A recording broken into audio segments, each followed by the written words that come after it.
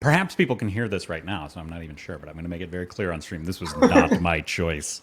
I swear I didn't want to play Rust, but that's okay. I got the popular vote was for Rust.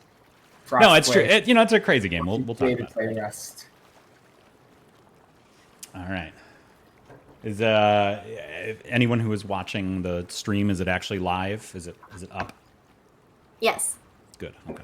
Is any music or audio playing? It's audio. I can hear you. Hello there. You are hearing behind the screen.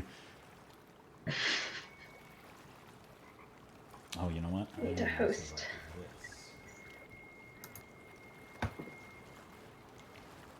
Okay, I think it worked.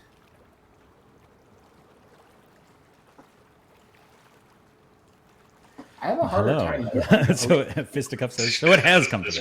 Why don't I just hop on over? All right. Are you ready for this? Here's some fancy stuff going to happen. Fisticuffs, you'll like this. Oh, boy. Or Jeff, you'll like this. My fellow streamers, hopefully you'll like this. You'll see it in about 20 seconds. Well, hello there. And welcome to, yes, a very special stream. A very special episode of ProfsPlay. It's been a long time coming. You're in for a treat. Hello, everyone. Quickly, we'll just go and introduce ourselves. We'll do the baton pass, so I guess since I'm talking, I'll introduce myself. Hi, I'm Jeff Holmes. I'm an instructor at ASU in the Film and Media Studies program, and we are going to have a good and hopefully not frustrating time this morning. So with that, Lynette? Hi, I'm Professor Lynette, also known as Wizard PhD. I primarily cover the mobile game Harry Potter Wizards Unite, but I'm also a variety streamer on Twitch. You can check me out at the links below. I'm also a professor, an assistant professor of STEM education at Fresno State. So with that, I'll pass it to Kelly.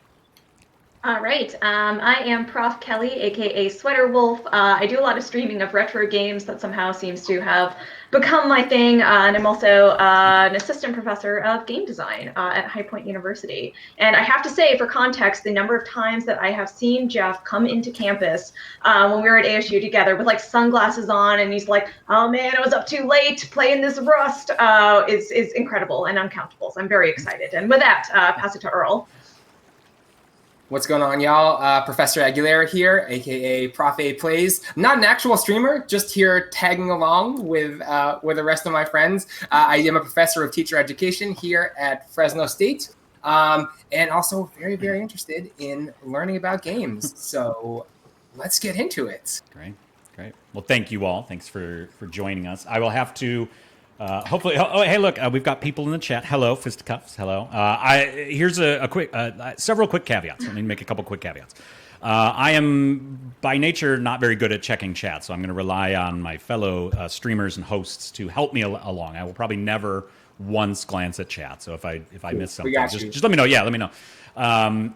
Two, I'm going to work really, really hard to not make this like a incredibly like didactic stream where I'm just explaining and telling and doing all sorts of crap. I'm going to work really hard to engage in a conversation. But Rust is a kind of a weird game, and because I talk a lot about it in general and know about it, I'm going to probably slip into like just talking for a long time. So I do have a reminder to myself to shut up. Oh, you maybe not can't see it. Shut up. I have this posted right next to me so I can shut up and listen. There is really quickly, we are going to play Rust, and so those of you who know me obviously know that I talk a lot about this game. I love and hate it in equal measures. But there is a little bit of context, which I think will probably help this stream. And then, I do want to try to, promote as many questions, less me talking and more me, showing and doing and answering and stuff like that. But there is a couple things that I think are important to know about Rust. And here's the way I would like to at least frame, I think, what we're going to do today. Is the idea of emergence, right? This is one of those games where there's a lot of emergent action. There's not a lot of like strongly prescribed or or like designed things. It's a little bit, of a sandbox game, the way The Sims is, or Minecraft is, or Animal Crossing, like we've been playing and stuff like that, where it's up to like people to do things. and Rust, even more so, is very sandboxy in the fact that there really aren't much. There really aren't many like designed activities. It's basically go gather some materials, make a base, try to steal stuff from other people, and survive. And so it's really player driven, and that's the thing that really interests me, like what people do. The game itself is great. It's got some stuff. We'll hopefully see it. But it is a really sort of like player driven emergent space. The other caveat that I want to make is because this is a player driven emergent kind of space. Rust, who knows what's going to happen? But Rust is a little bit like, it's not quite 4chan the game, but it definitely has some of those elements. It's as a semi-anonymous internet space that tends to bring in a certain type of player. It can be a pretty it's PvP centric. It brings in some griefing and trolling. There is some stuff. I've got streamer mode turned on, so hopefully some of that kind of stuff. I've got a filter list up there, so some of the things that we see. But it's worth maybe even talking about if we see things. In my over 1,000 hours of playing, not streaming, but playing Rust, you see some, people can put up a sign or something on the side of their building, and sometimes it's got very problematic imagery, Nazi imagery, and there's lots of keks and pepes and stuff like that. There is a little bit of that, but I haven't encountered too much. But just as a note, as we're playing here, we may encounter some of that stuff. I've done some work to try to filter a little bit of that out, but it's worth saying as well as we might pay attention to that kind of thing. So with that, I guess we can just get going. Any kind of initial thoughts? I know it's a lot of framing for a game like this, but it's a game that kind of takes a little bit of framing. No, I appreciate the trigger warnings for sure. Yeah. Very content warnings helpful. Yeah, cool. There is, and the Face Punch, the people who develop this game are somewhat aware of it. So there is actually in game. There's a streamer mode which changes everyone's name, so it's harder to to stream snipe them or grief them or something like that. There's a filter for like nudity and other stuff like that. So they are aware of it, which is an interesting design choice. And yet, 4chan the game. All right, here we go. So my goal for today, we've got about an hour and a half. My goal is... Yeah.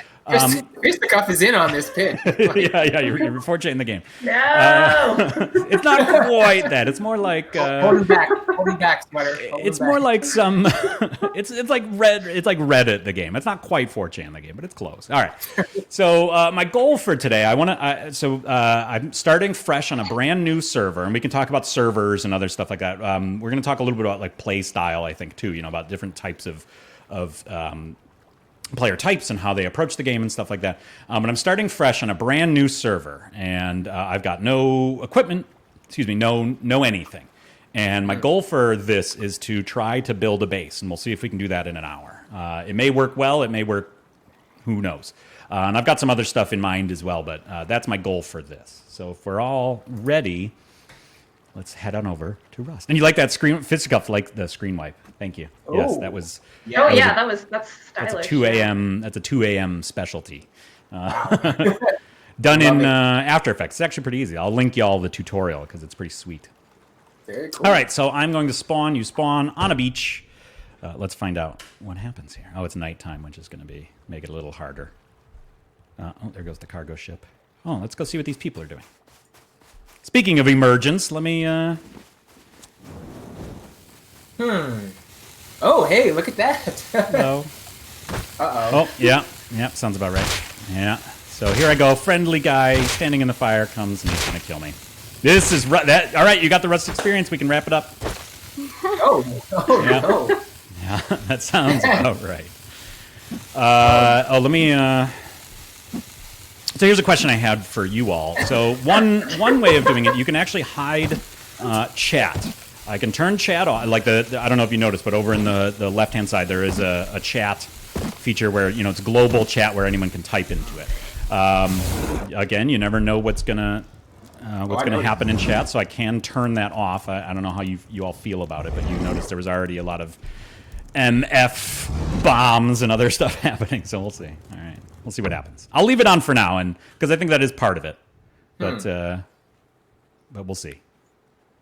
All right, so in Rust, again, you kind of start with nothing. So here's the sort of map of the game, and there's wow, this is a big map. And these sort of like gray kind of areas that are labeled, that are named, are sort of points of interest. You get better gear at these various stuff. And then anywhere else along the map are woods and mountains and fields and desert and stuff like that, where you can build a base. And so the point really of Rust is to try to like build a base and collect gear, guns and weapons and other things, and try to... Oh, someone's killing me. Yep, there's the Rust experience. Naked on a beach, got killed. Thank you. I think that was the same dude. Oh, it's that same dude. No. He's Wow. he's a serial killer. Yeah, he's a serial That's killer. brutal. I know. It's great. This really is the Rust experience. So you want to try to like find a place and that can give you access to like some of these kinds of points of interest. So you can go get better gear and stuff like that. But that's sort of secure. And my approach always is I like building in the woods. So anywhere that these like these kind of like reddish, orangish kind of areas are near these monuments, I kind of like. So I'm going to try to head over to maybe about here. I can place a little marker on my map, and when I spawn, I can run to that. So I'm way over here. Let's see if we can make it to that spot. All right. It's a lot of distance to cover. It is a lot of distance and bloodthirsty mofos on this server. All right. Let's just try to head over there. All right. Ooh. Like I said, I'm not sure if we're going to be able to build a base in an hour. I've never played on this server. I'm going for a little bit of the Rust, like I said, the kind of like the vanilla-ish Rust experience, like what Rust is like. And so I'm on a server that has no limit to group size. So you can have like Zergs, like huge clans of 10 to 20 players and stuff like that playing. I play solo almost exclusively because no one is crazy enough to play Rust with me. Despite my pleas, I've tried to get my brother to play it and others to play it. So I play mostly solo, and in fact, most of the time I'll actually play on solo servers that actually limit it to solo players, just because I'm also not very good at this game. I'm not a very good PvP player. I'm old now. I don't have young person's reflexes like I used to, and so I play on solo servers. So this is going to be a bit of an experience, and we'll see if we get. It would be kind of fun to actually run into a big group, a Zerg or something, and just get slaughtered. But fun is a relative term. So here we go. I'm going to run. Nighttime is a safe time to run around, although running around with a torch illuminating you is probably not the smartest move. So we'll see. In chat, has anyone played Rust? Or only just had me force them to watch things about Rust? So Fisticuff said the sound effects are visceral, so I unmuted the stream so I could hear the ambiance of what you're listening to. Oh yeah, the like the crunching of the like rock on as they're like as they're killing. Yeah, it is pretty.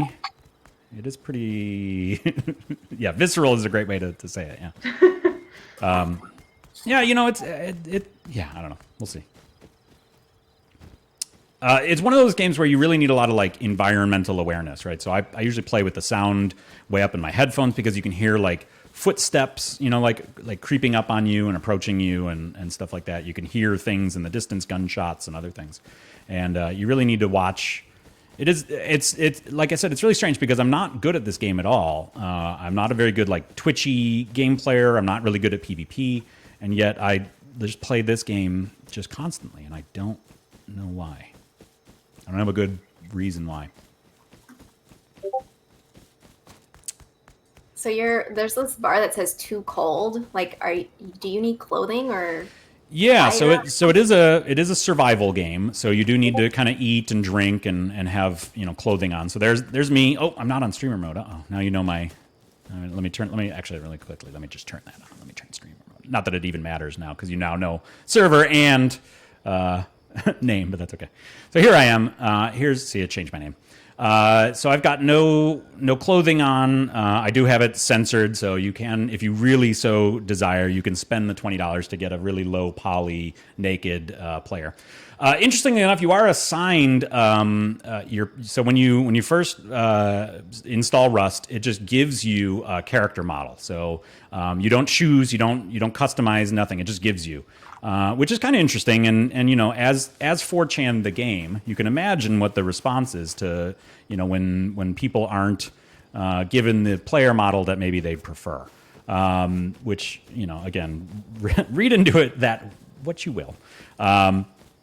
But yeah, here I am. I've got no protection. I've got no protection from cold, against radiation. Those monuments have some radiation, so you just can't run in and get the best gun naked and stuff. There are animals that will attack you and stuff like that, but primarily it's surviving against other people.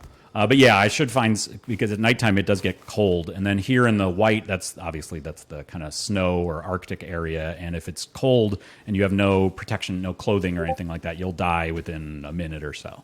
So there is a survival element to it. So, and crafting again, obviously.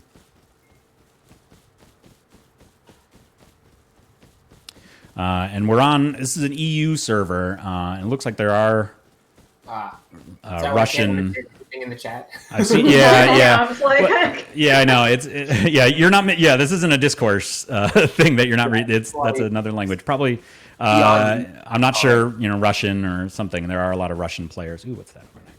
Ooh, can I steal a base? So one thing I like to do is try to, if there's a decayed base, I'll try to take it over. So this base over here looks like someone started it. No, I got a door.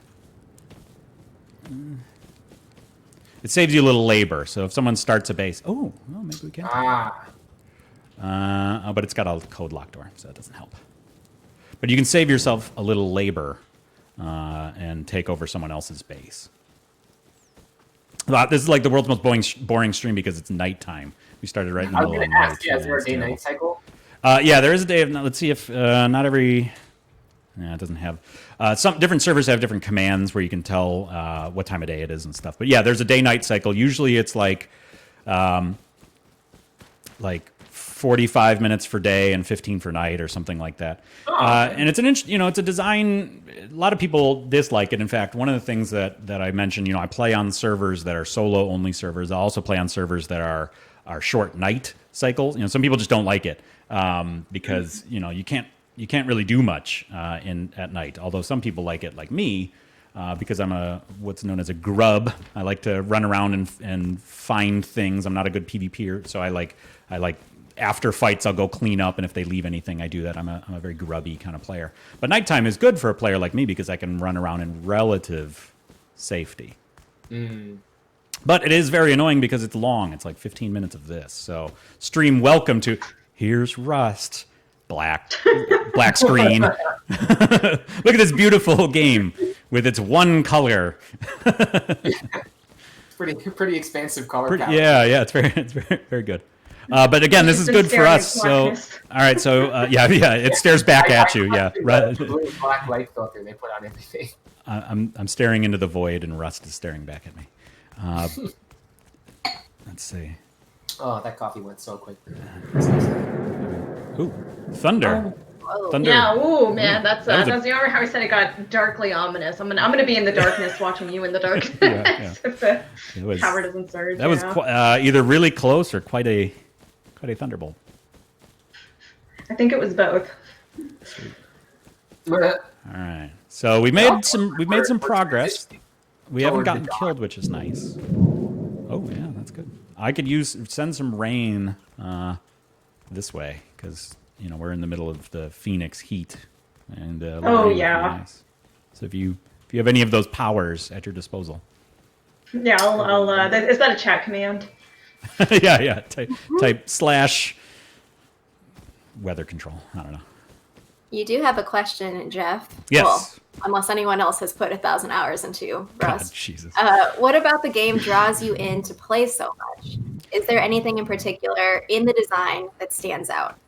Yes, thank you for that question. That's a good question. So you're going to see a little bit more of it, hopefully now that it's daytime. There is this really primal kind of for me, this lower mammalian itch that it scratches of like collecting little stuff and finding a safe spot and trying to like stash it away.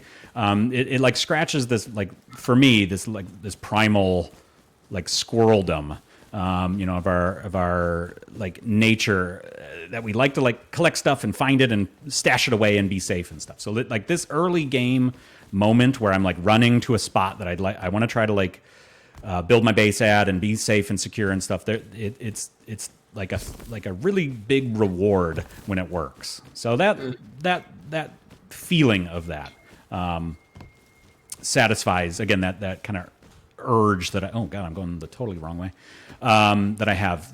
The other thing is, it's, again, I'm really fascinated. Wow, there's a lot of stone up here.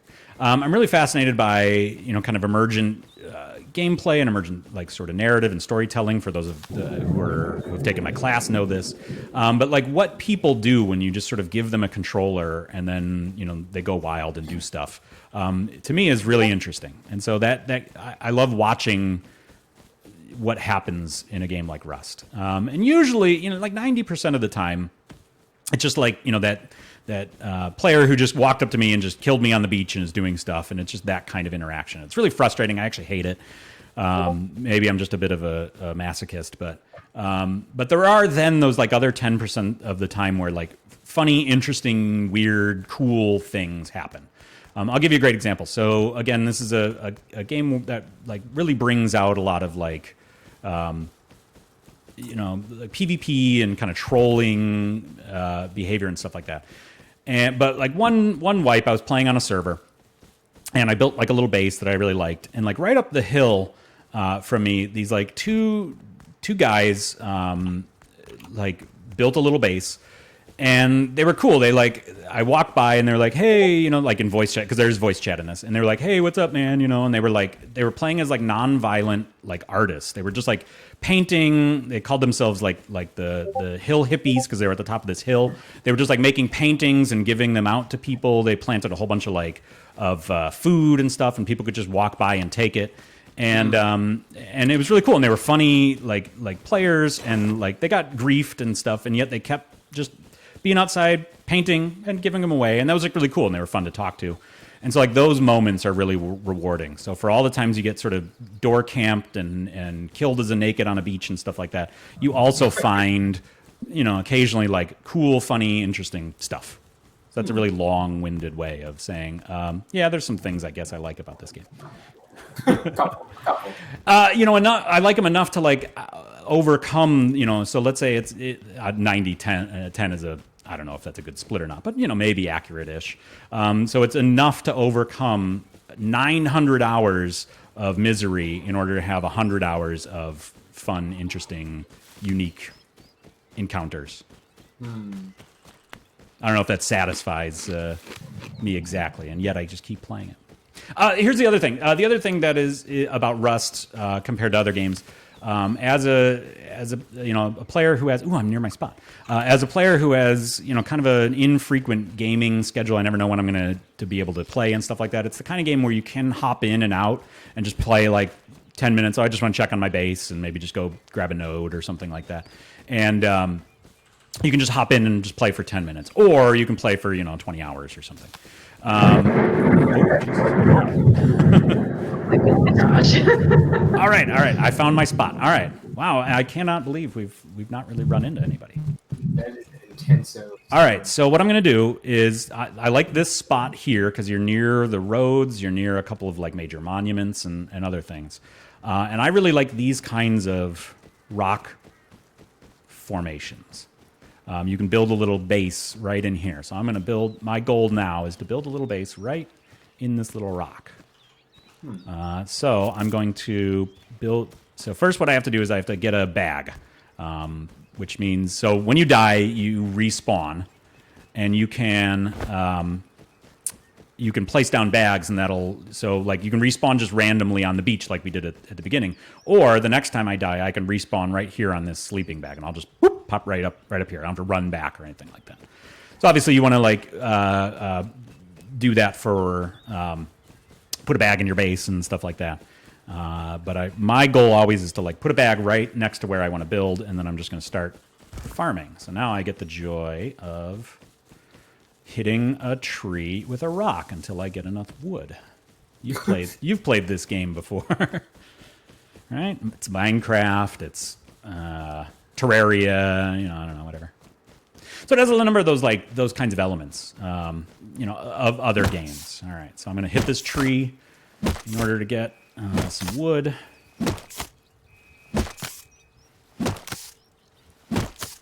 Again, I'm really surprised we haven't run into other people. And you got it in the very beginning, so I'm glad you don't have to deal with it now, because that was intense. So like you spawn, and then people are cannibalizing you for your bones and stuff. That's a legit thing too. You can kill people and hack them up and take their bones and make weapons and stuff out of those bones. So like, all right. So I just got enough wood, and I picked up a little bit of stone on the ground, so I'm going to make a hatchet. All right, this should feel pretty familiar. Hey, quickly, how is the stream quality? Rust seems to be a really hard game to get streaming well. I'm glad you asked. We were just talking about that. Oh, On the Discord, yeah. In the Discord. is it choppy? Yeah, it's a little choppy. Yeah, and I mean, like I've got a pretty nice computer, and it's still really choppy. I spent a good chunk of this week trying to figure that out. And I couldn't. So. All right, so now I'm just going to keep gathering some wood.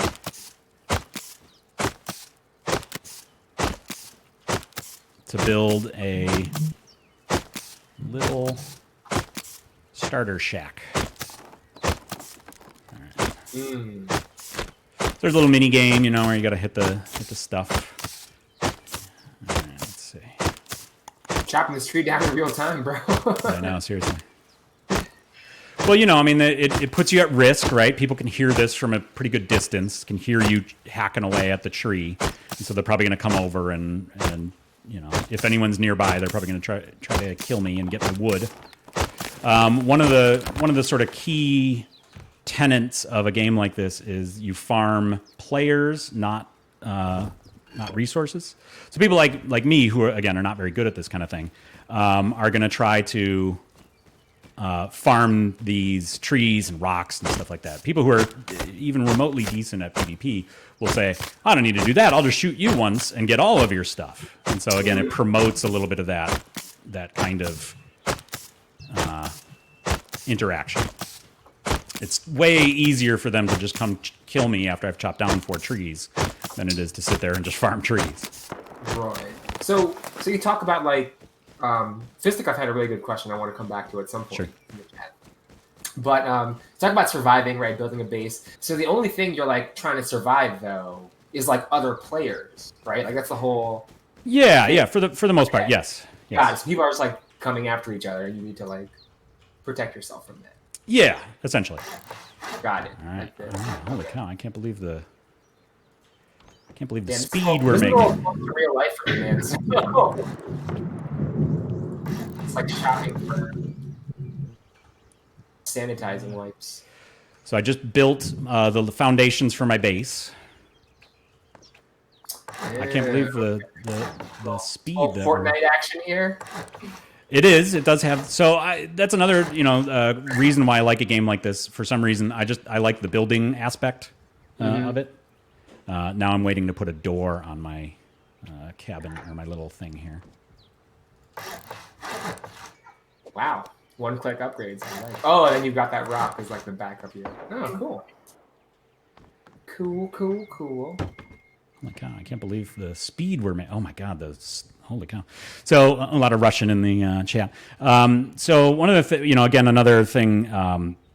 We talked about like play style, right? I like to play kind of conservatively, and I'm a grub. I come and just take things, after people have lost and stuff. And so you can pick and choose. I mentioned this a little bit already about the like servers, right? There are different servers that do different sort of features on those servers. Hold on, let me lock my door. Holy cow, we're safe! I can't believe it. So we've got a door that's locked. We've got walls that no one can get in. Okay. What we don't have is a what's called a tool cupboard, which would prevent other people from building. So someone theoretically could walk by and like wall me in. They could just put a wall right next to us, and that happens. That's the game.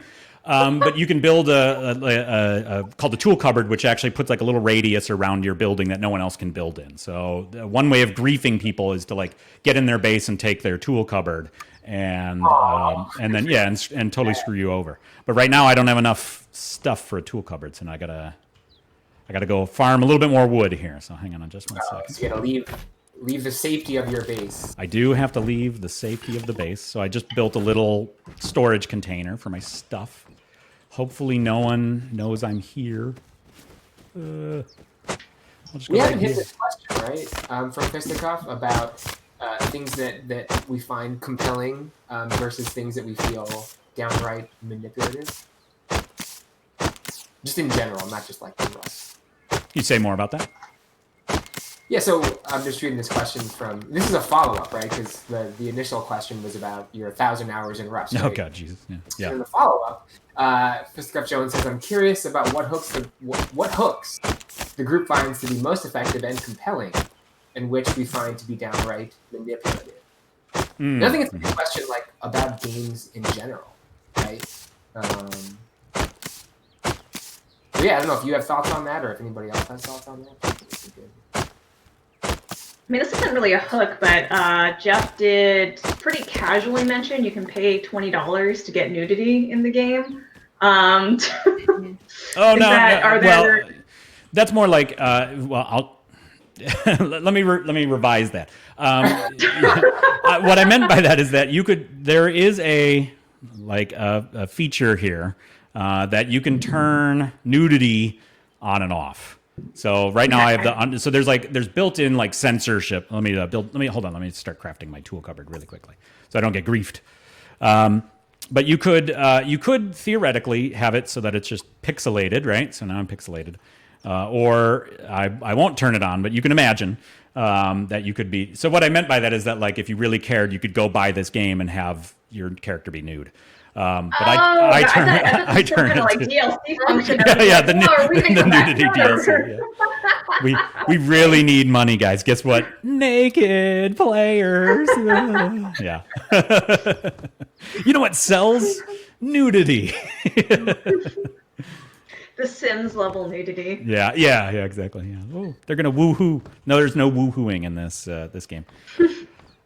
So yeah, I'll clarify that. What I meant is you could go buy this game, and then if you really wanted your character to be naked, you could go have it.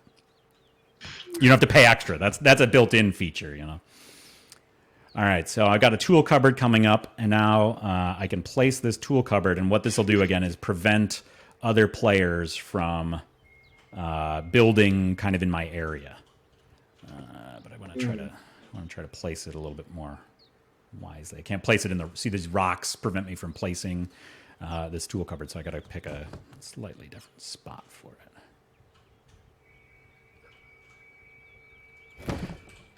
All right, so there's that. But yeah, I kind of derailed that talking about nudity, but the question stands of what the most compelling and effective hooks are versus which ones are downright manipulative. Yeah. Sorry, I gotta one more thing to make us really secure here. Sorry, and I do want to come back to that question, but let me focus here just for a minute on some gameplay, and talk amongst yourselves. I do think it's very funny that that you have to like be in the safety of your base before we have this conversation. Yeah, well, again, I'm anticipating what's really weird. Because it's a game that's emergent and player driven and all that other stuff that I talked about at the top of this. You never know. Like I thought I might be lucky to get a base down within an hour. I mean, I went right to the spot I wanted. I got the spot that I really liked. I like this. I've not been harassed once by a player, which is really weird. I totally expected hopping on a freshly wiped high pop server like I'm on would be like PvP Central, and yet I haven't even encountered, other than that initial spawning on the beach thing, we haven't even encountered another player, which is really weird. Not what I expected. So it's the game that you never know what you're gonna get. All right, so what I'm doing now is I'm building. Oh no, wait. I don't want that. I don't want to do this. Do I have enough? I don't have enough. Shit. I do have enough. All right. Oops. I'm building a what's known as an airlock.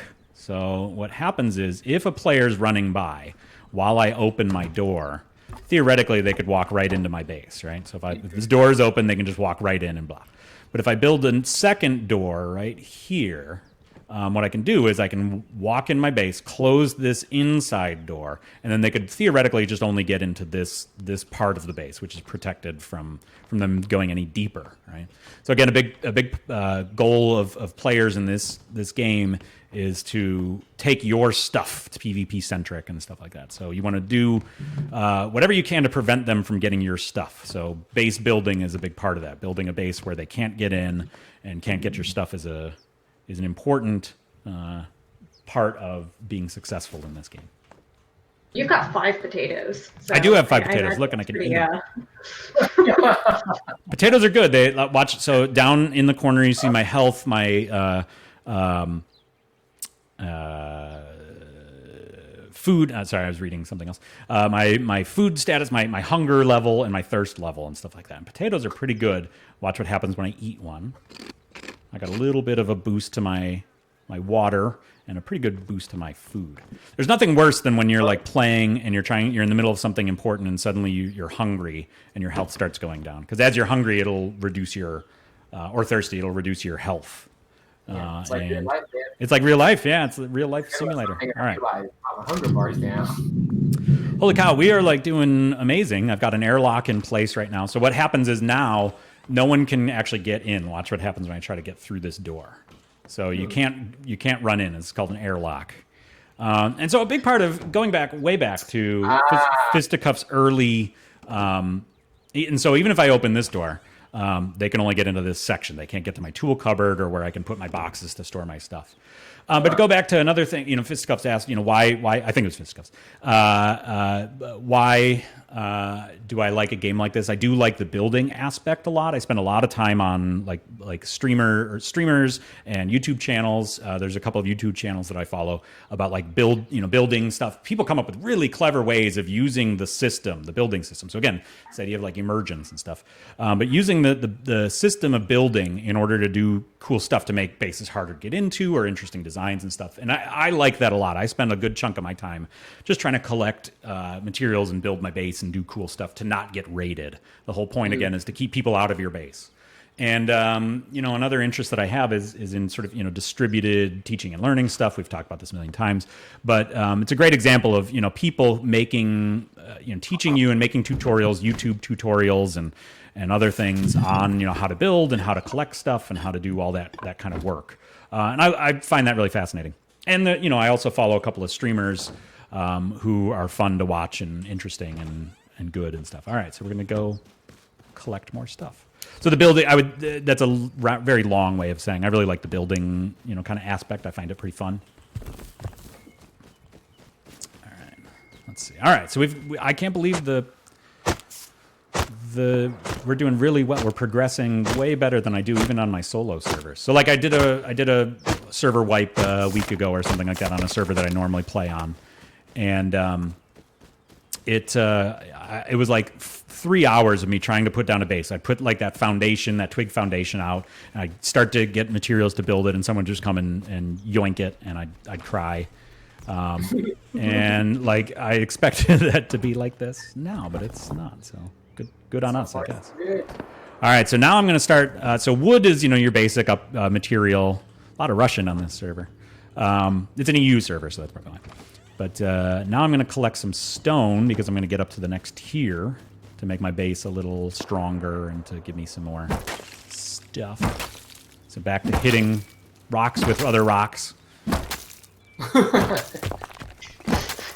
Some real Animal Crossing vibes right now. It's funny because we've been talking about Animal Crossing. Obviously, we played it. I've been playing it a little bit more. I mean, there is kind of like there is some interesting parallels to something like Animal Crossing, the like collecting of things and stuff. I mean, I felt like this is like a really hardcore Animal Crossing.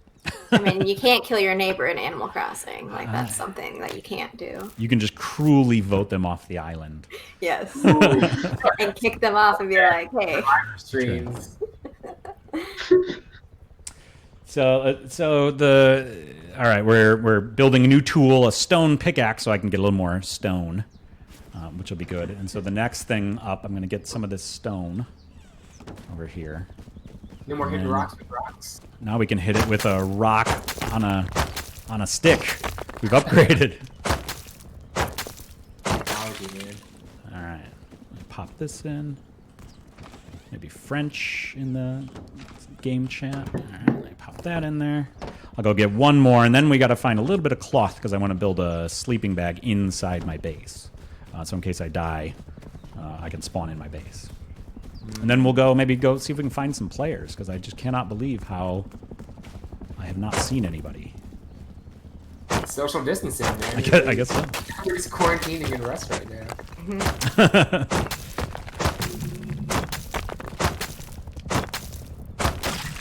So again, like I mentioned earlier, something about this this squirreling, like, oh, I got some stone, and I'm going to go run and put it back in my base. It's like this again for me. It's this very like primal satisfaction. Like, ooh, now I've got some stuff. I find that for some reason really satisfying. Got it. All right, let's go find some cloth. We need 30 cloth to build a sleeping bag. So let's see if we can find some cloth. And then we'll go try to find some human beings and have them do things unto us. And do you have thoughts on the sort of effective gameplay hooks versus like things that just feel manipulative? Ooh, someone's got a gun. I was trying to think of like an example of manipulative, but I can't really think of one at the moment. I mean, I know things that annoy me a lot in the mobile gaming world of what do you call it? Microtransactions and that sort of thing, but I can't think of a specific example of feeling or that what would set me off as manipulative. That was what I was trying to think about. Got it. Do y'all have any examples of that? Well, I guess the first thing I think of is sort of the mobile game market, right? Where is, you know, in some cases it doesn't even like, I don't know. And this is, I keep talking about Ian Bogos on stream, but you know, I think there's this, I don't know, for me, I have the sense that like, especially and this isn't only in mobile markets, but I think I see it a lot in mobile games where like things look like games, but they're not games, right? They're just sort of like, as Ian calls them, exploitationware, right? They're things, whatever they are, right? They're things that are just designed to suck people's time and money, and they sort of have the trappings of games, but I don't know if they do what games do, or if they're designed to do what games do, as opposed to like just extracting value from people. I guess, the easiest thing you can think of is like loot boxes, like in microtransactions and things like that. I guess there are other elements that I think about, like what is it called? I don't know what the general term for it is, but those sort of energy meters, right? Where that sort of play the game for like a certain amount of time, and then you need to like. Oh man, that is quirky games all day. Yeah, I've always found that to be not a weird thing. I mean, and I guess I don't know. I don't like it personally, and I see what people are doing, and it feels manipulative. And I think right there is the hard question, right? It is how do you draw the line, right, between game and like exploitationware? Very quickly, that's a great, and I want to follow up on that. I'm just going to tell you what I did game-wise. I'm doing a little bit of griefing here. I'm now playing the game of Rust. So these two players are logged off. They're not currently on the server. So they're asleep. This is their base that looks like it's decaying. You can see the health of the wall is sort of like at half health and stuff like that. Their doors are gone. What I did is I went to their tool cabinet. I cleared it so they are no longer authorized to build here, and then I locked it so that they can't actually access it anymore. So Oh gosh. I just griefed them. So if they ever log on, they'll be like, "Wait, why can't I build here?" And then they have no base. So there's the game of Rust for you. So did you get your cloth then? Oh, I haven't found any, so I got to run around and find more.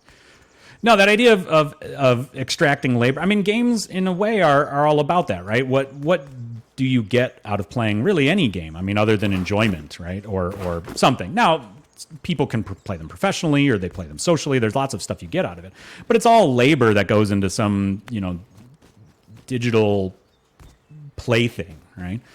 So it's how much. So we could dive deeper into Ian's argument here, but I would also argue that sometimes that labor is its own reward, right? The play of the game is enough itself. When you start doing things like microtransactions and actually to get to the game, yeah, I would definitely call that exploitationware. But this game makes me work really hard. I'm doing a lot of labor in Rust, and yet the only cost really is just kind of time.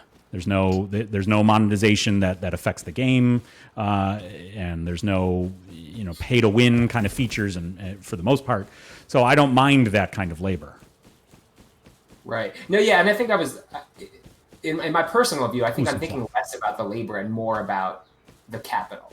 Right. I think that's kind of more what I'm thinking about. Right. And I don't know, not to get like overly. Kind of in the weeds about this, but I also wonder if like that line between game and like exploitationware has something to do with like the degree of like I'm getting shot at that is like infused into it. I don't know. That's not like a very strong argument. I haven't like thought through that a lot. I see a lot of people down there. Yeah. But yeah, it does make. In particular, I think microtransactions just sort of the very quick, easy go-to, right, for that. Sorry, I'm getting shot. I just got killed. I got killed. There we go. Right when I found my cloth. So here's a Rust moment for you. Again, not to derail your thoughts, Earl, but here's a Rust moment for you. I just got enough cloth to make a sleeping bag, and I got killed. So there's some Rust feels for you. I had to turn the sound back on because I was like, "Why are you running all over the place?" Yeah. Oh yeah, I was getting shot at. Someone shot me with Someone shot me it's with so their. sad to watch your hand. It used to have a much earlier version. So Rust is one of those games where it's patched constantly. They've updated and added things and stuff over the years. It used to have this thing where you did this horrible like scream. You were like for like 30, 45 seconds, something like that. It was terrible.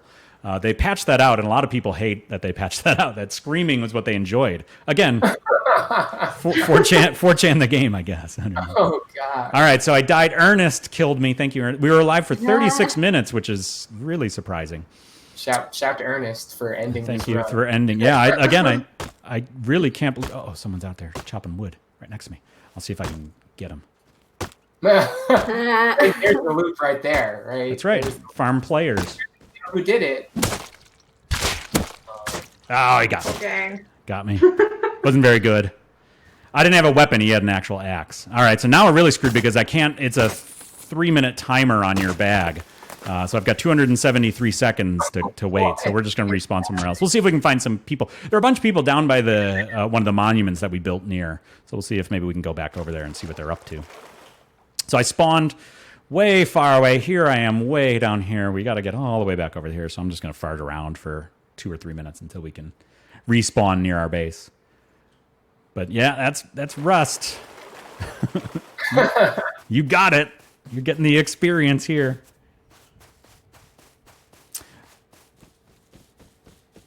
Oh, here's another cool. See, I like these rock formations. You're gonna watch me run under one here in a second. I like these. They're just cool to build in.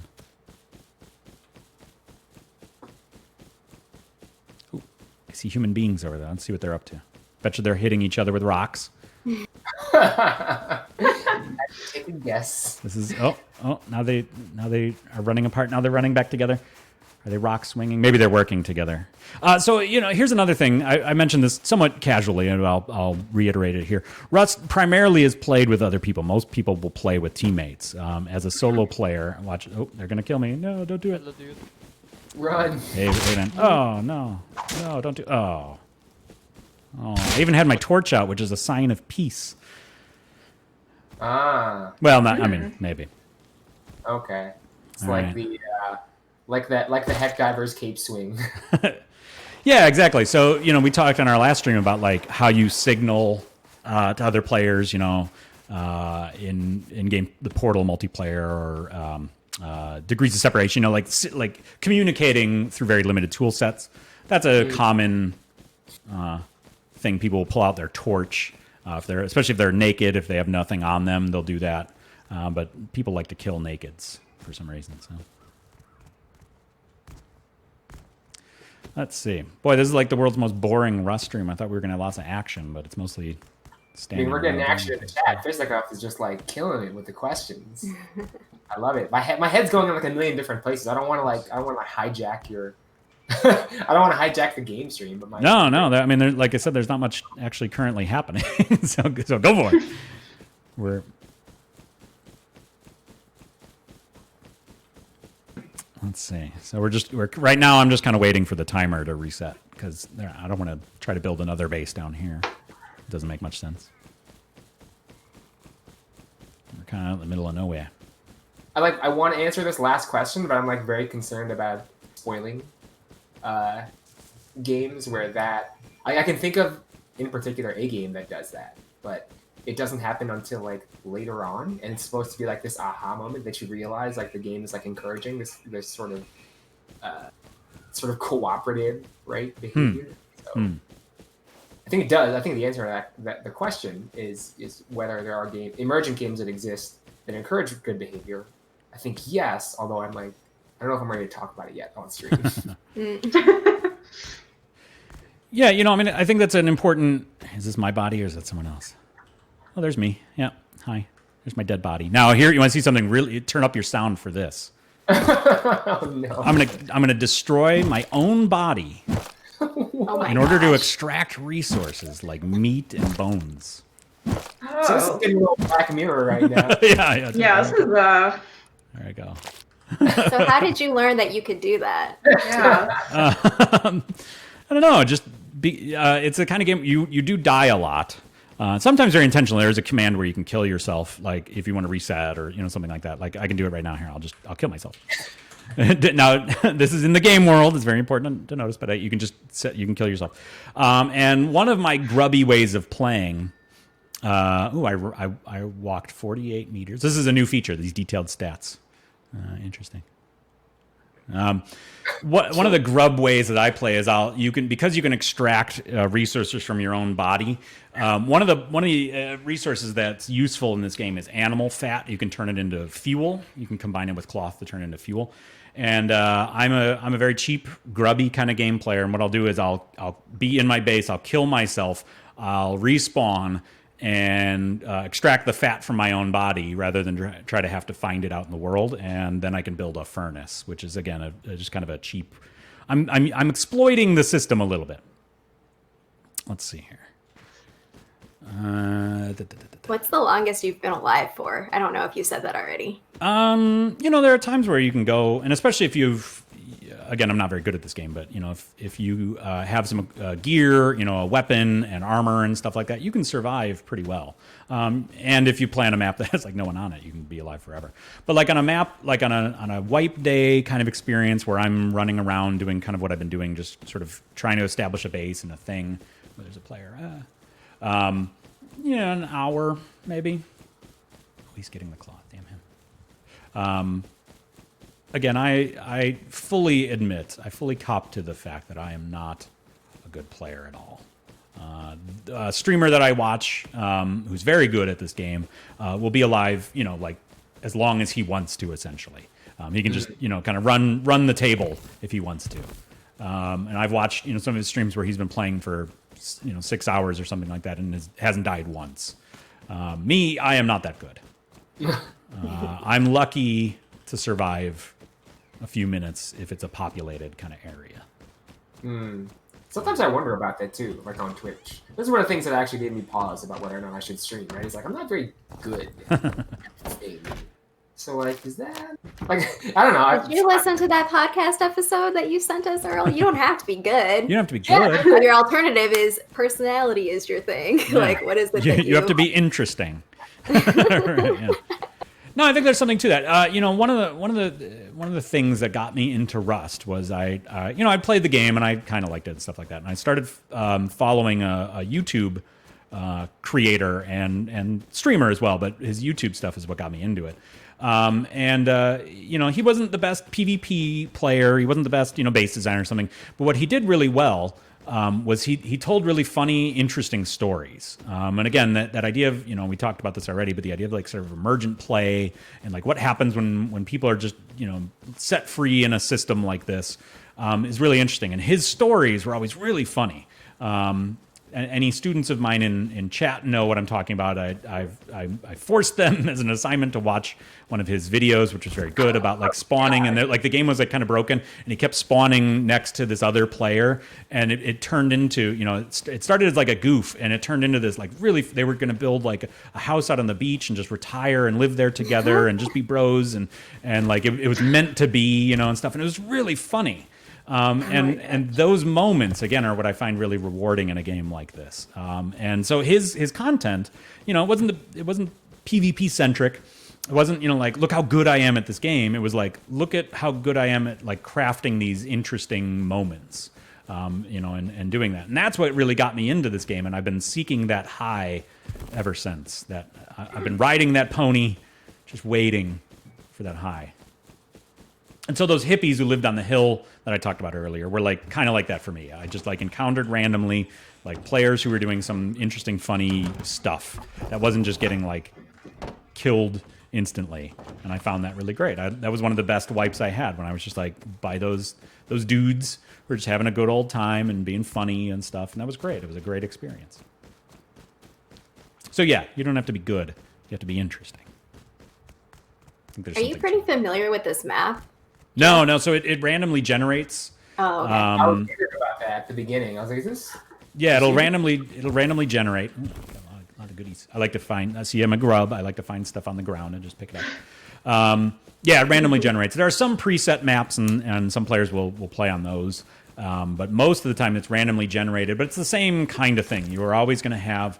So like that down in the distance, you're 20 seconds or so behind me. But like that down in the distance, there's a gas station where again like some better loot and stuff will appear.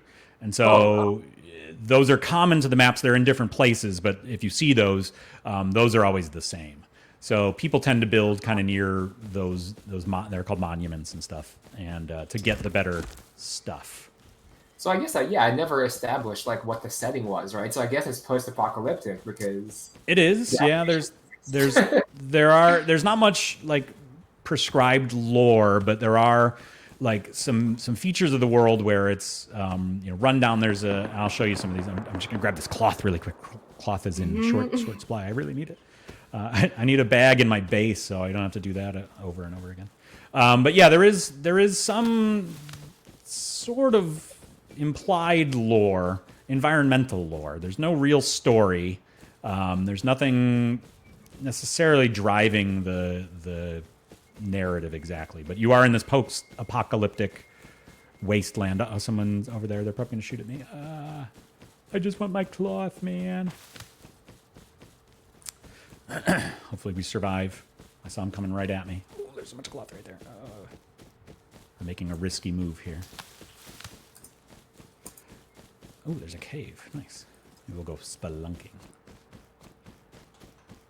All right. Try this again. I'm going to start making my sleeping bag.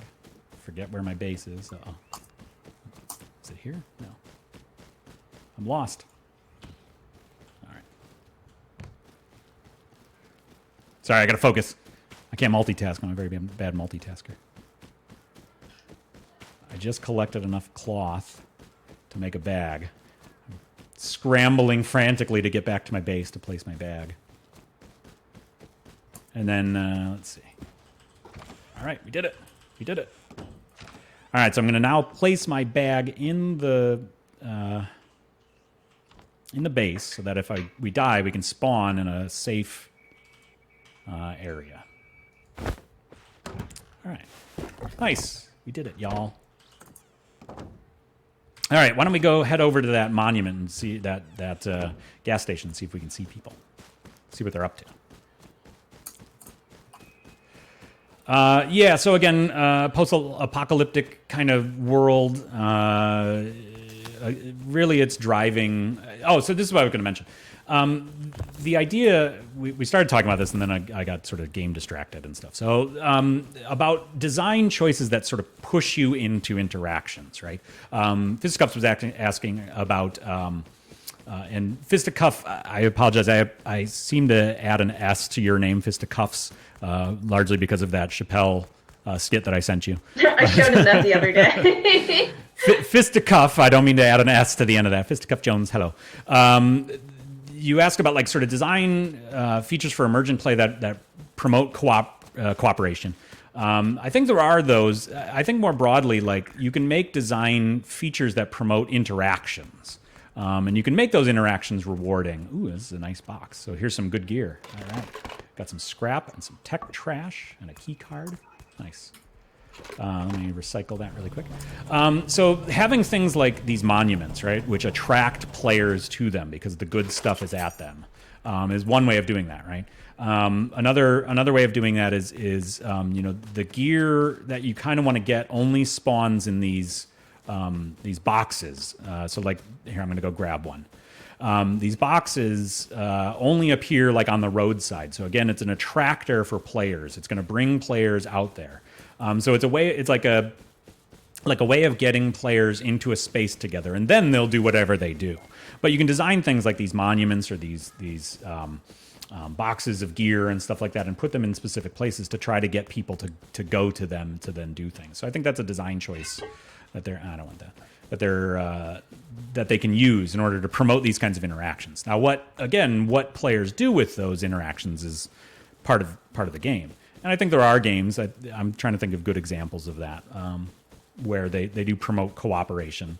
Earl, I don't know if this is the one you were mentioning, but Journey is a great example of that. Oh, yeah. You know, co-op games, I mean, by default are kind of like that, but like, you know, Portal multiplayer or something like that has a lot of that in it.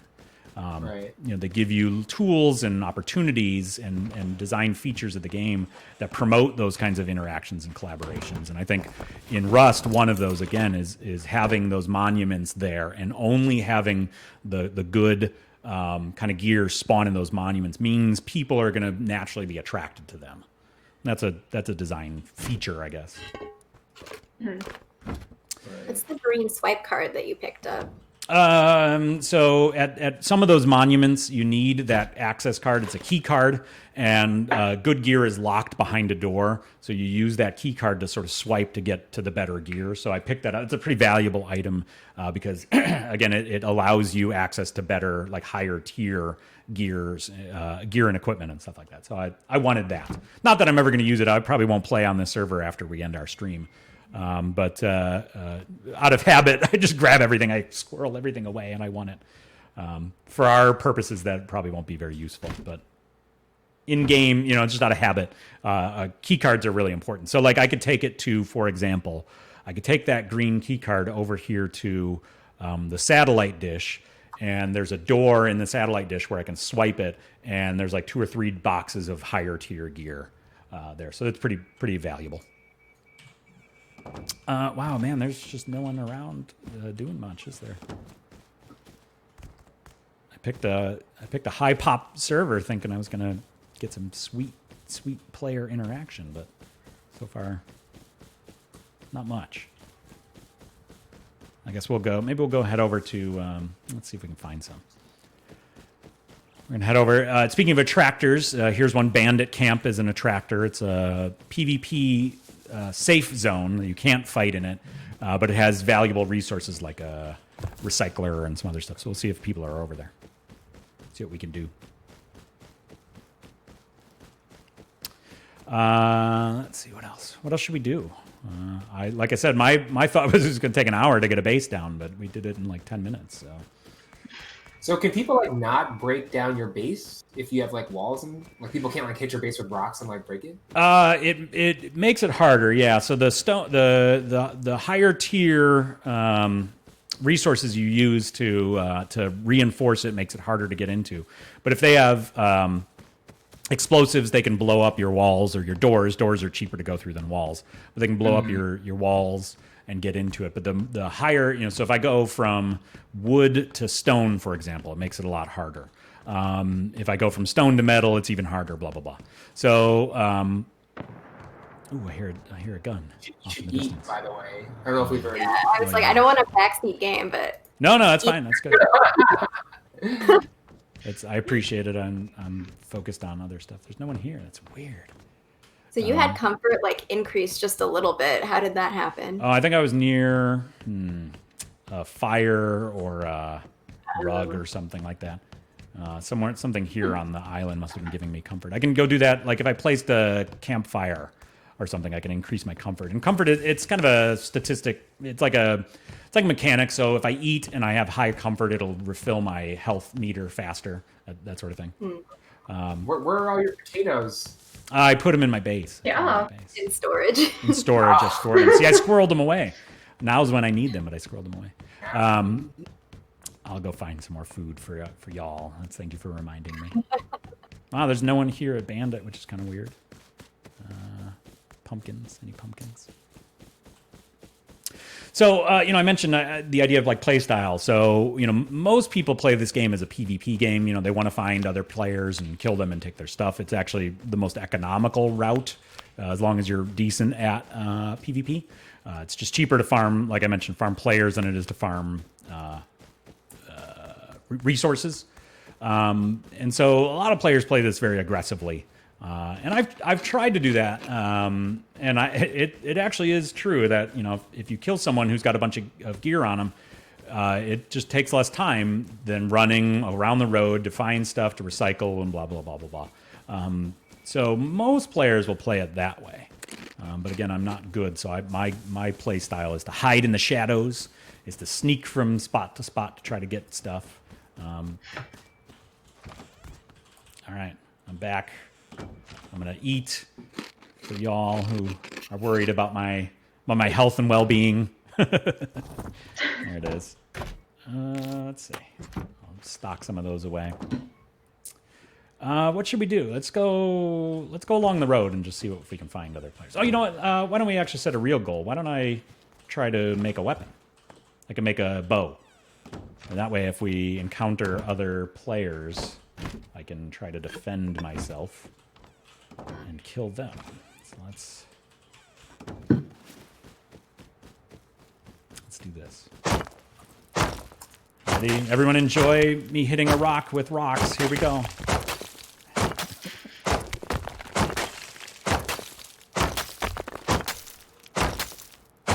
right, I got some wood, some stone. I gotta go get a little bit of wood. I do need cloth. Cloth in early game, cloth is really valuable. Because you need cloth for pretty much all the initial stuff you want to do. A sleeping bag, a bow, other things like that all take cloth. So cloth is a good resource to have. In fact, I'm going to plant some near my base.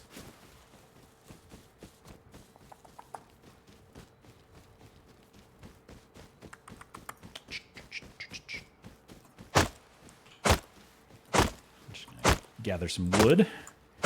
Wood is another thing you need, for armor and upkeep of your base and stuff. So that's another thing about your base. When you build it, it has a daily upkeep.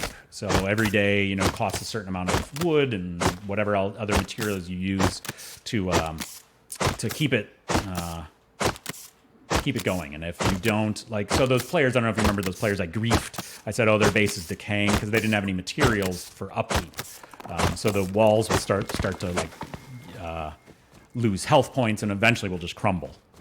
So you want to have a pretty decent upkeep in your base. So let's see what mine is at currently. Because my base isn't very big, I should have plenty. But let's see.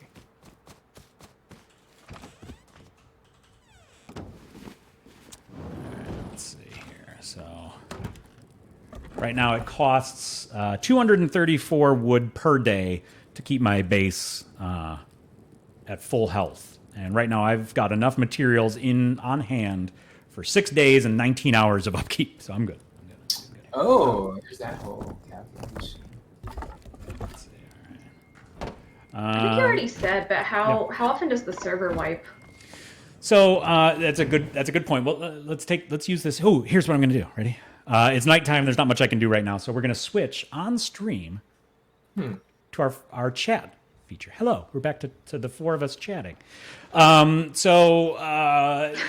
server, that's an important it's an important thing to I guess talk about a little bit. So servers, there's lots of different types of servers with lots of different features on them. Sometimes have like double gather rates or 10 times gather rates. Some are like give you a kit right when you spawn, you've got a gun already, all that sort of stuff. So you can find like lots of other games with different server types, you can find one that suits your play style. Like I mentioned, I play mostly on solo only servers. Just because I hate the feeling of getting like surrounded and getting worked and stuff like that. So the makers of the game, Face Punch, have a mandatory, a forced wipe on the first Thursday of every month. So every server, no matter what, wipes the first Thursday of the month, which wipes all of your gear, all of your blueprints, which we'll talk about in just a second. So at least monthly. Now, most servers will do a weekly wipe outside of that. So once a week they'll wipe, usually on Thursdays, to wipe everything off, to start new. And that's generally the highest population for any Rust server is like right at wipe.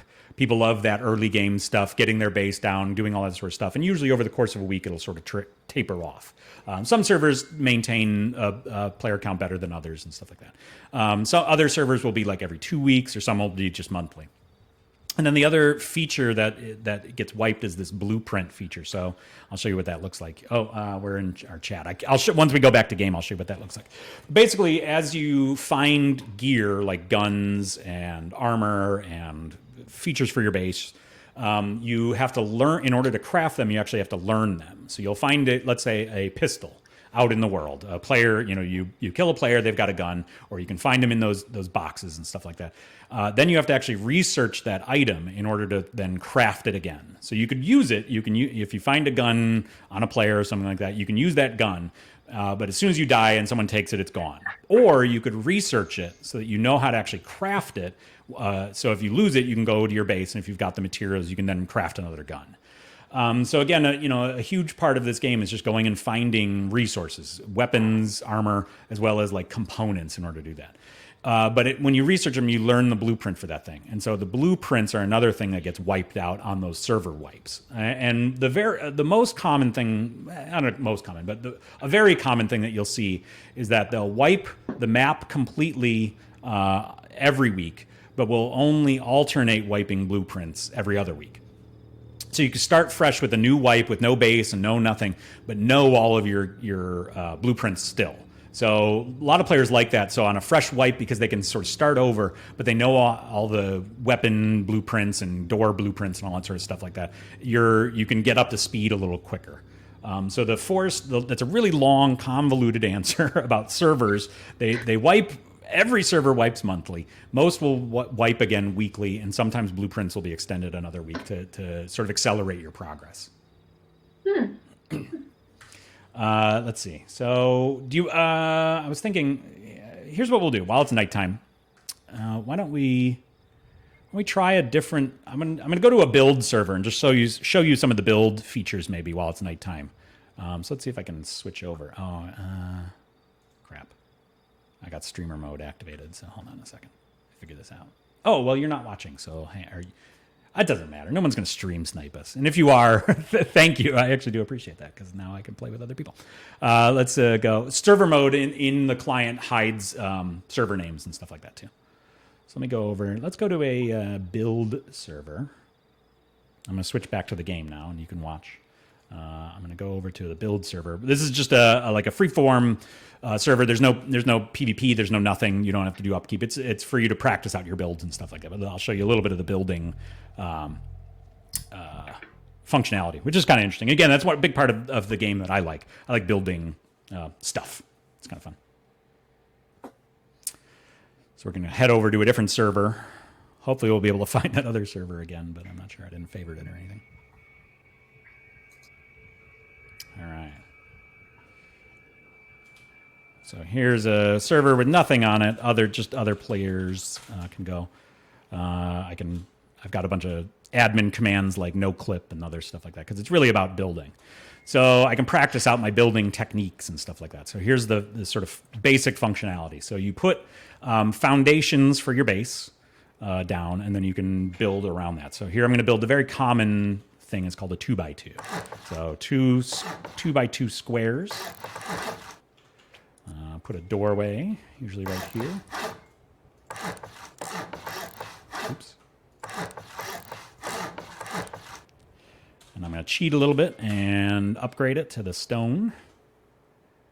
And I'm going to put a door. Oops, I don't need a lock. Oops. Place my TC. And there we go. We got our 2x2. This is a very basic sort of design. Lots of players like to use the 2x2 design. But here I'm going to like just fart around. I'm just going to experiment with like cool stuff. I'm going to build... I'm going to build a crazy building and try to make it as tall as I can, maybe. All right. Let's see how high I can go.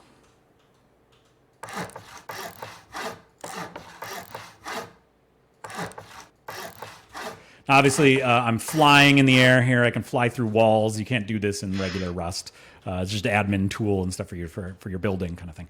But a server like this can let you practice out your build techniques and stuff like that. But the only reason I wanted to show it to you, one, it was night and there's nothing to do in our other server. And two, just show you kind of the core functionality of the building mechanics. Let's see. No one would ever build something. Well, I wouldn't say no one. I've seen some crazy builds. Because it's, again, emergent, right? Some people really like to try to push the system to the limit. I've seen them try to build up to the top of the skybox, way up here. Let's see if I can fly as high as we can go here. This seems completely ridiculous. Just a giant tower for Jeff. Just a giant tower. So let's see. I can knock all this stuff down. Strong Minecraft vibes. It does. I mean, Yeah, again, it has a lot of that stuff to it, right? It's got like the collecting, the collecting aspect, the survival aspect, the like creative kind of elements to it. I mean, there is a lot of that stuff to it. It's got a lot of those features of other games that I like personally. I like Minecraft and I like collecting and doing stuff. But so you can do cool stuff. You can build, let's see.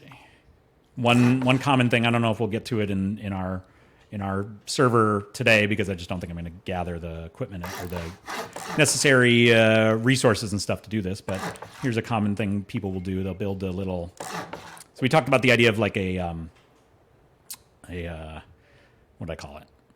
Airlock, right? So to prevent people from coming in and out of your base, you build little structures that keep them in and out. Here's another thing that people like to do.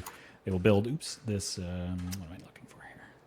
They will build a little visible, shop. I can't type and talk at the same time, apparently. They'll build a little, part of their base where you can actually, look out of the base before you head out, and it will allow you to be a little safer, right? So you can build a little door like this. You build a little door, you put your door down, and then when you come out of your base, you can look around you, right? So here, I'll be in my base. I don't know what's happening. No clip. I can't type and talk either. And so for example, in the server we were just playing on, if I open that door, someone could be, a very common thing is called door camping. Someone could be just sitting right outside that door with a gun. And as soon as I open that door, bam, I'm dead, right? And then they can enter my base and stuff. So a thing people will do, will build like a structure like this, where you've got a little reinforced window. You can look out, be like, is anyone door camping me? No. And then you open it and bam, then they'll door camp you. But this is, so in a server like this, in the build server, you can just practice. How many resources do I need? What's the shape of the building that I'm going to build and stuff like that. And so it's kind of fun. Again, I really we can't get super in depth into it here, I guess, because time is a ticking. But the base building feature is one of my favorite sort of things. You can do all kinds of crazy, cool stuff. All right, why don't we head back over to the one we were just on, if I can find it. We'll go to this one. See if it's not nighttime anymore. What is good? Great conversation. Again, I haven't looked once, but good conversation looks like in the chat. What's happening in chat? Fisticuff is just getting in on the layers of intertextuality now. We're recounting the tale of the tower of Bab.el. All right, let's see. Ooh. You may not be able to hear it, but I hear someone running right past our base. And I don't want to pop out until they're gone. All right, let's try to craft a weapon, shall we? See if we can find some cloth. I see someone.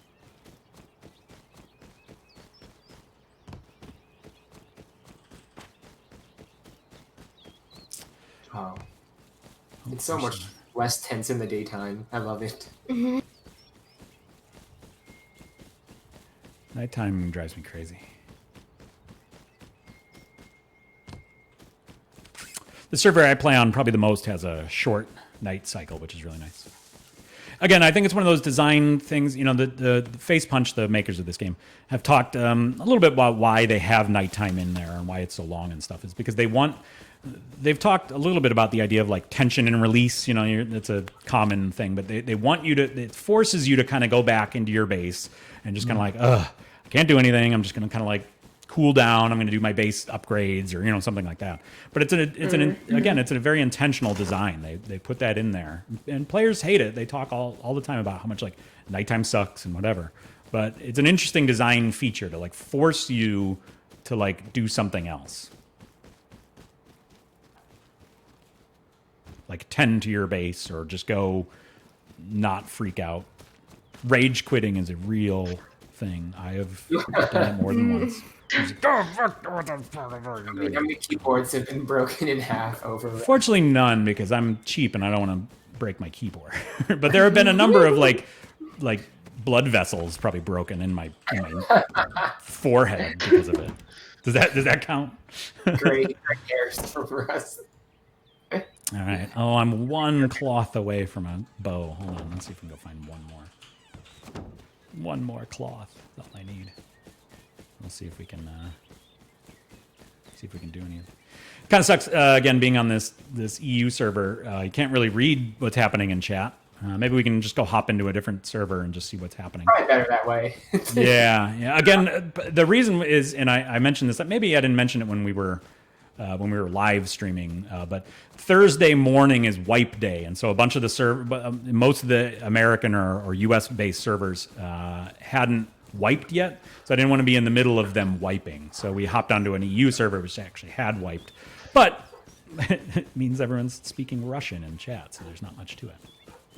Should we go see what people are saying on American or U.S. based servers, so you can just get a taste of game chat? Sure. Let's do it. I feel like we're gonna be like, go back to the EU. I know, exactly. If anyone speaks Russian who's watching, this may be a really awful chat. We have no idea what they're saying, but my guess is it's probably pretty awful. That's a common thing. All right, let me get back to base.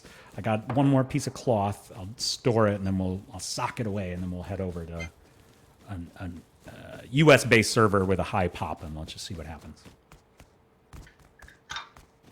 Again, I'll probably never touch this server after we're done streaming today. So I don't know why I'm wasting time doing this, but I need to. I must. It compels me. All right, let's take a look for a server that's wiped. Oh my God, let's see if there's an official.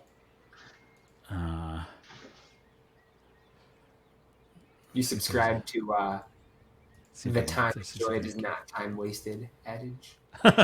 Sure, yeah, I'd buy that. Let's see if there's a queue. I'm guessing there's a queue for this. 139 players waiting in queue to get on this server. Let's not do that again, because it's wipe day, so everyone wants to get on. Wipe day is if you look at the statistics of the servers and stuff like that, it's always the most popular day.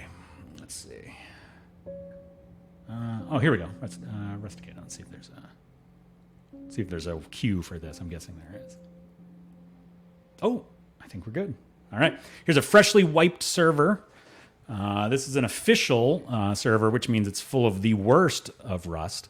Modded servers are, moderated. They're admins, making sure people aren't griefing or cheating or anything like that. Official servers have no such thing.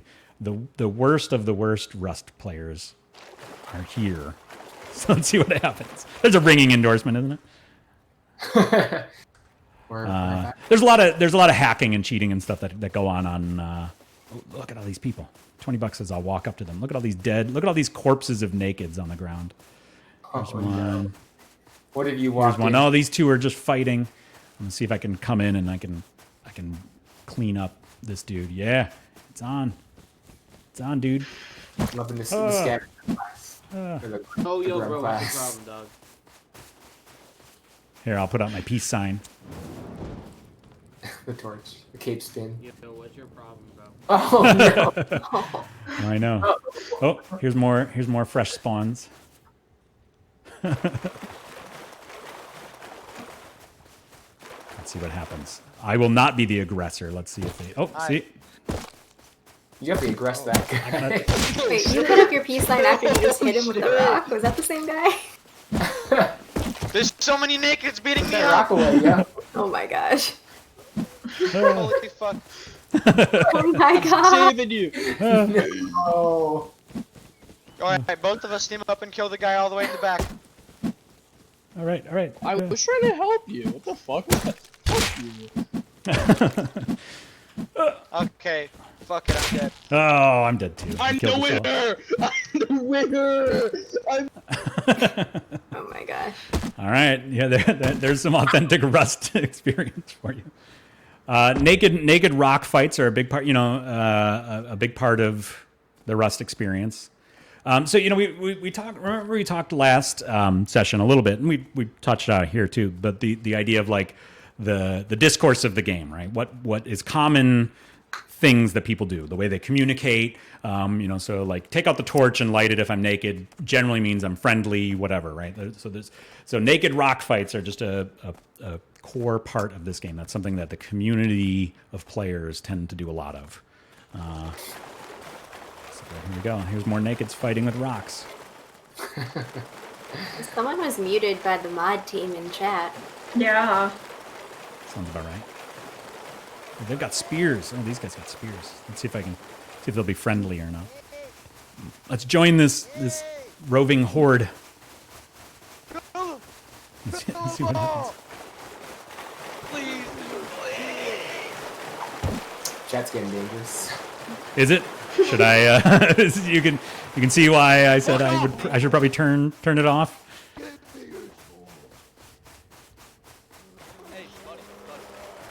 I have not been keeping up with in-game chat, so tell me. Tell me if I should turn it off. And so that's why, because I was like, what's the hashtag free, like whatever. It's because people have been timed out by mods, and so they're just saying free them. Oh, I see. Yeah, there's some kind of race war playing itself out yes. in the chat for no apparent reason. 4chan the game, I'm telling you. There's like 4 of them, bro. Living up to expectations. Yeah, this is what we've been missing that whole time. All that Russian stuff. I'm sure they're saying the exact same thing in Russian, but No, they were all saying peace and love and right. Yeah, we're a welcoming community of open-minded individuals. Right. That's my headcanon for the Russian server. There you go. Oh, can't oppress the oppressors. Oh man, we kill whites. Oh yeah. All right, here we go. Yeah, We're gonna turn. That's just a little taste. Let's see if we can turn. Show chat. We'll turn chat off. 4chan comes out. Oh yeah. Yeah, that's There we go. So again, I'll reiterate one of the things that we talked about, or that I talked about, I talked about is that you can find servers that fit your play style, and one of the things that I've done over the course of 1,000 hours of playing this is find servers where like people are actually cool. I don't encounter too much of that. The servers I play on are generally full of cool people. You get to see some of the same faces from wipe to wipe. I know some of my main server, the one that I play on. Oh, I'm getting killed.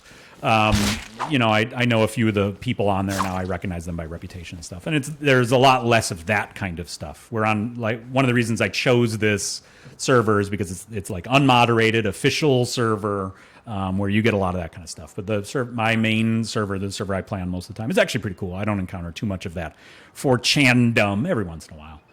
But not like you do on the server we're currently on, where within a minute I had to turn chat off and be like, oh gosh. What have we done? So,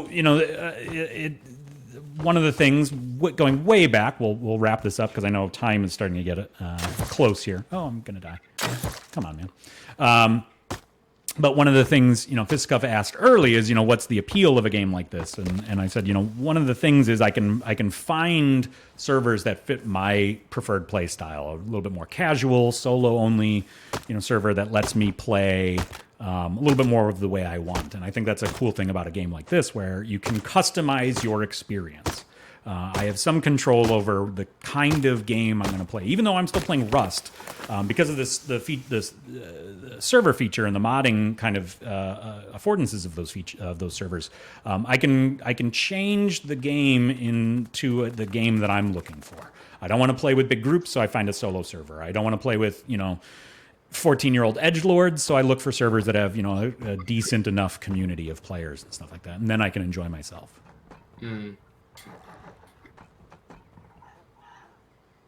So I got killed. I don't know if you've been watching. I got killed twice as a naked, not doing anything. Thank you, Rust players. Very, very kind of you. What else? What's something else we can do in 2 minutes? Because I know it's closing in on time to wrap up. This wasn't the most exciting. Let's see if this person kills me. Hello. I'm going to put up my torch and say, hello, Missile Shark. Hello. See if they'll be friendly. Oh, the sign of peace was ignored. Love that. That should be like a whole stream. Like how many times you do the sign of peace you Yeah. actually get killed. Why? Not universal. Oh no. I don't know if you can see way off in the distance. I don't know if you can see it, but like as I'm down, look off in the distance, and you'll just see like a horde of other nakeds all swarming each other. Yeah. Again, most of the game is not this. I promise you. Well, let me take that back. This We're killed by the sign of peace. this exact experience is not most of the game, but the experience of like fighting other players, trying to get their stuff, griefing and trolling and stuff like that is a big part of Rust. It is a big part of Rust.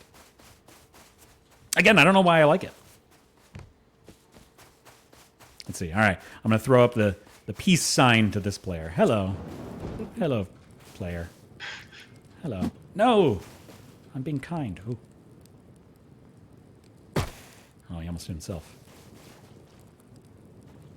Oh, let's see. All right. Let's see if I can do the same.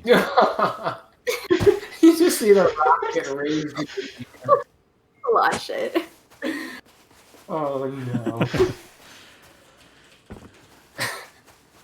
Let's see. I'm just going to... Physics on throwing that rock into the air. No naked fights. No, I'm friendly. I don't have voice chat on for some reason. Oh, I do have voice chat. Hello, I'm friendly. No, I'm friendly. Yo soy amigo. I do have voice chat enabled, I guess. Let me see if I can talk to people. You've been like listening in on this entire. I know. It's push to talk, thankfully. It's push to talk. So there's that. Let's see. I'll see if I can find some folks. I don't know if I would play. Oh, should I try to let's see. Yeah. Hey. Anyone want to be interviewed? Anyone want to do an interview, a Rust interview? No. Thank you for answering. Let's see if we can interview some players. Hey, anyone want to do a quick Rust interview? Anybody? I'm friendly. I don't have anything. This is the best. Dude, can I interview you? Can I ask you a question? Could you write this into like an IRB? Be like, okay, how will you recruit participants? Hello, Run hello, around. hey. Can I do a quick interview what's of up? you? Yeah. Can I talk Cool, about thanks. The interview. So I'm introducing some friends to Rust, and how would you describe what Rust is? Rush just sounds like a bunch of people killing nakeds. You know, that's all that's happened so I have to far. unmute now. I Oh can't my get a goodness. start. Oh yeah, you have to unmute. There's Yeah. a lot of dickheads, but you might be able to find some good kids. You know, What after a lot of searching. like why do you play Rust? I think that if you're introducing the someone to benefits. Rust, they should know what they're getting into. Yeah, totally. What? I got streamer. No, I don't have streamer on. So Porky for life. You were saying why do you play Rust? Just for the benefits, honestly. Just the way it feels when we win.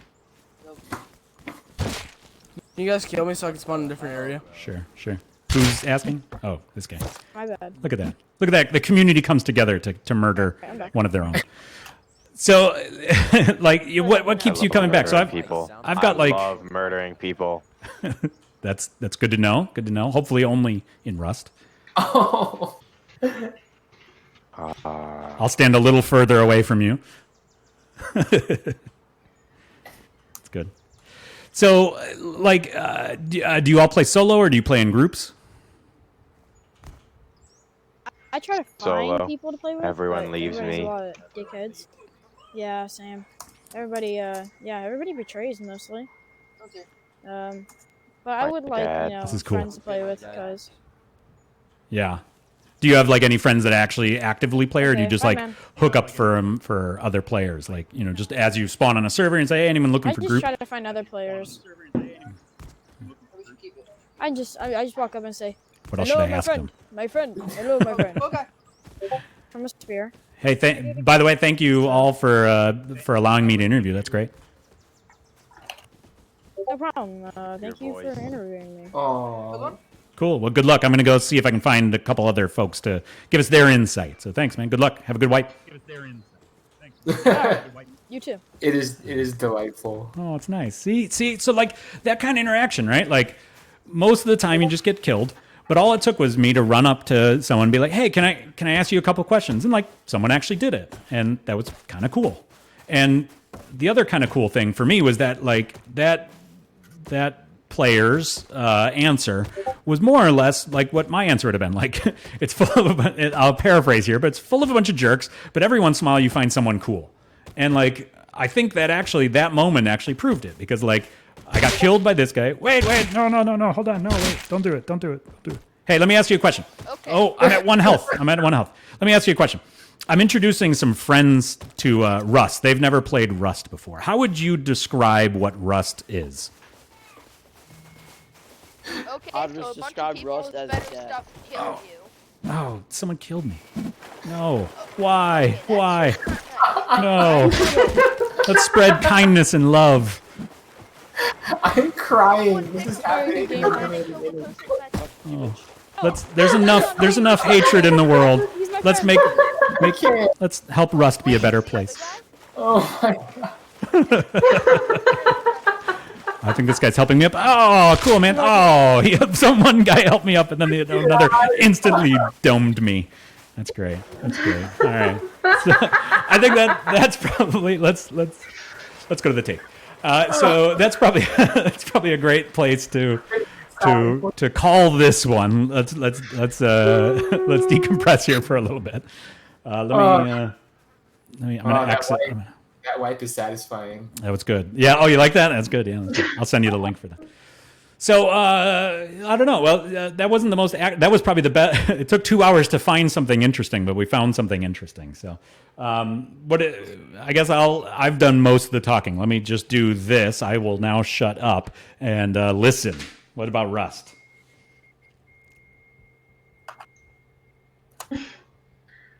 So responding to Fisticuff's question of if we would play this or not. No offense, Jeff, but I do not want to play this game now. It looks kind of nightmarish. I enjoyed watching you play it, but I feel like I would be very, very stressed out if I played this.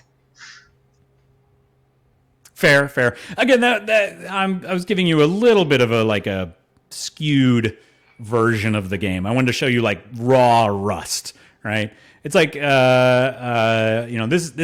is the sausage. There are better refined versions of, I guess, if you like sausage, there's andouille or whatever, right? But like my experience is not normally that. There certainly is that stressed, PvP player, kind of stuff. But again, I've been able to find the kind of server and experience that I like that isn't as much of that. But like that interviewee said, if you're introducing someone to Rust, you better show them what Rust really is, so they know. You can't have a better time than that, I swear. But no, totally. I don't know why I keep playing it. That's for sure. Yeah, it's not my type of game, but it is. I know enough games like it that I would probably watch someone play like from time to time on stream. But me personally, it's not my type of game. Yeah. I'm now catching up on chat. Yeah, more interviews. We should have done more of that. That would have been smart. Huh? That was really. We should come up with like an interview protocol for next time. Yeah. I'll drop a few links, at least in our Discord, so you all can watch. I'll link to that YouTube creator that I really like, and there's a lot of that kind of stuff. And I interviewed him once for my class actually, and we had talked about setting up like a little interview, like a news reporting interview team to do that on like a stream of his and just go around interviewing players. And I always thought it was a great idea, and we never did it. But yeah, that was great. Fitzcuff asked, ask them if this game has changed the way they think about mortality. Oh, interesting. I should have. I'll record some of that off stream, and I'll see what we can come up with. Yeah. For future chat reference. I love it. Yeah, I'm not super into PvP myself, so I don't know if I would be super. And I guess I'm not also super into like the open worldy building stuff. I mean, I like elements of it, but I think as just like the core mechanic, it's just not like for me personally. Sure. So I think the intersection of like everything like the open world, personally, right? Not my cup of tea. Yeah, totally. Yeah, not here to yuck anybody's yum, but yeah, I don't know. I had fun watching. Yuck anyone's yum, by the way, that's a great phrase. Yeah, no, totally. And I don't want to try to defend Rust because I know it's not everyone's cup of tea. I don't even know why I like it. I can't totally articulate why I play it so much. I don't know if I really even enjoy it, and yet I continue to play. Although I actually last week. Actually, I was kind of bummed because I was like, man, I'm gonna uninstall Rust for a while. I can't play any more Rust. Ugh. And then we decided that I was gonna stream Rust. I was like, well, when they pull me out, they pull me back in. Just when I thought I was out, they pull me back in. ProfsPlay interview fail. Very nice. Yeah, I clipped it. Sweet. Oh, that's awesome. For all eternity.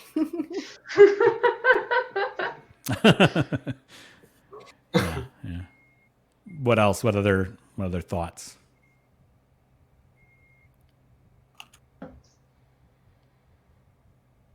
None. Well, I'll wrap my own thinking up.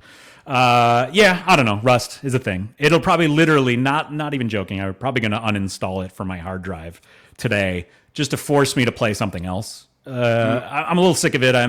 One of the things I've encountered before, this is some parting thoughts to think about, is the treadmill effect, right? Games, Ian's probably even written about this, but like when I played World of Warcraft a few years ago, and I was like really into World of Warcraft, I was always a little behind the curve. I got into it a little late. I got into a guild, but I was always sort of playing catch up. And then, and for the first time, a new expansion came out. I was where everyone else was. And I was like playing towards endgame content. I had been doing it in total. I think I've played somewhere around 5,000 hours of World of Warcraft. And because I was always like, and that was, that's over the course of 5 or 6 years or something like that. And I saw Earl's face go, whoo. I did write my master's thesis on World of Warcraft. It was research. A number of those hours were quote unquote research hours and not just doing fishing dailies. But when I got to the like end game where I was like, where I caught up to everyone and I was sort of in the end game experience with everyone else, it's the first time I really felt like I was on a treadmill. I'd done all this stuff. I was being forced to kind of do it again. And then like, when I experienced that, I basically stopped playing. And that was really the last time I seriously played World of Warcraft, because I felt like I finally caught up to, like, in a way, a little bit what we were talking about earlier, that like sort of manipulative thing. It was a game designed to keep me playing the game.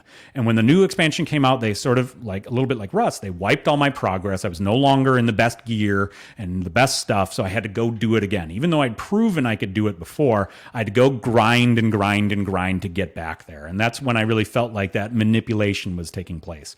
Blizzard wanted me to continue playing World of Warcraft, and they had done things to me. And I like, from there on out, I was like, and I really haven't, I'd say I stopped subscribing. I haven't played WoW kind of since then. And Rust for me lately has been, I felt that grind. I did a wipe where I like I got all the blueprints I wanted. I built a cool base. I never got raided. And then the wipe came around and I was like, I just don't even want to bother now. And so I think I'm officially burned out on Rust for at least a couple of weeks. So you will never be forced, probably, to watch me play Rust again on stream.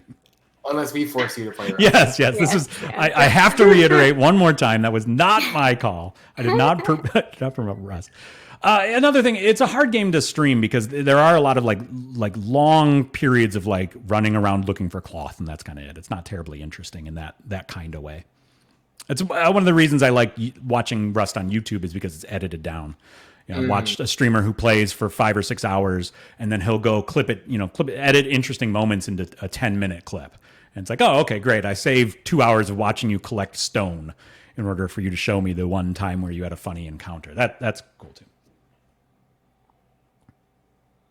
I heard Al Pacino joined the stream. Yeah, it was a butchered quote, Al Pacino quote. I couldn't remember it off the top of my head, but yes, budget Al Pacino joined the stream. Fisticuff. Any other parting thoughts?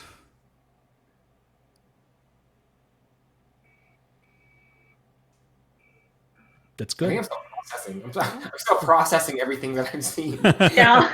Yeah, I wish we had gotten into the interviewing a little earlier. That would have been. Yeah, I feel like the last like couple minutes I was like, "Whoa, buddy!" Everything changed. Yeah. Yeah.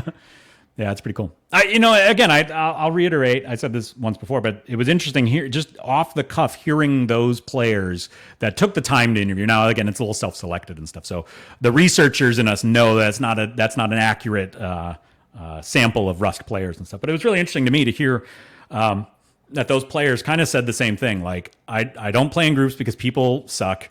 The game is full of jerks, but every once in a while you find someone cool and find something interesting to do. And that was actually been my experience too. And that was kind of refreshing to hear that from them. I should play WoW for my next game. No, God, no. I'll upvote that. God. Yeah. I have not the last. We'll make Jeff play WoW. I know. Yeah, Yeah. let me describe to you all the games I really don't want to play, and then I'll play them all. That's the danger of mentioning those I know, things, right? You know, I haven't subscribed to WoW since like Mists of Pandaria, so like 4 expansions ago, something like that. So 4 or 5 years. So it's been a while. I don't even know what WoW would be like. It's probably the same game. I've watched a little bit of it, and it's mostly the same. But All right, y'all. I gotta dip out. Yeah. Cool though. This was, as always, fun, experiencing things that I never would ever experience if it were my own choice, and I think that's what's kind of cool about it too. Yeah. Yeah. No, totally. That's good. Right. Good. Yeah. No, thank you. Thank you all for watching me Rust, hosting the stream with me, and being in chat with us all and asking good questions again. Looks like chat was popping off, so that's good. I'm catching up to. Fitzcuff, in closing, would you do any design elements stand out? That's good. Yeah. Cool. Well, thanks all, and chat again. Thank you for good questions and for watching and stuff like that. And we'll see you on the next stream. Sounds good, y'all. All right. Peace out. See ya.